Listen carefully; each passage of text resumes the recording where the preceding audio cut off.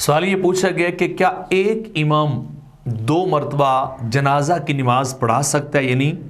تو اس کا جواب یہ ہے کہ پہلی بات تو یہ ہے کہ جنازہ کا تکرار ہی شرعاً جو ہے وہ جائز نہیں ہے،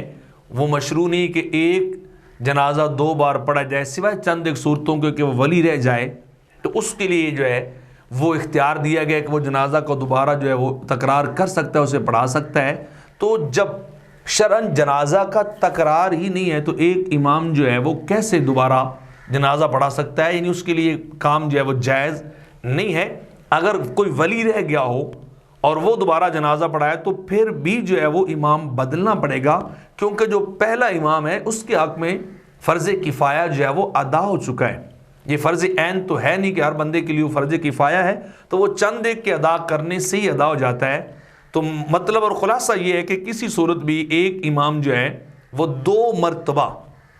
جنازہ کی امامت جو ہے وہ نہیں کرا سکتا، نہ جو ہے اس کے لیے یہ جائز فتاوی ہندیہ کے اندر ہے کہ لا یصلی علی میت الا مرۃ واحدہ والتنفل بصلاۃ الجنازہ غیر مشروع، کہ میت پر ایک مرتبہ ہی نماز جنازہ پڑھی جائے گی، اور نفلی نماز جنازہ پڑھنا جو ہے یہ جو ہے درست نہیں ہے، غیر مشروع، یہ غیر مشروع اور ناجائز کام ہے، لہٰذا اس سے بچنا چاہیے۔ پھر آگے لکھا ہے کہ وہ کون کون سے احباب ہیں، وہ ولی ہے، وہ سلطان ہے، وہ قاضی ہے یا امام الحی وغیرہ ہے، وہ اگر رہ جائیں جن کو شریعت کے اندر اختیار حاصل ہے تو وہ خود پڑھ سکتے ہیں،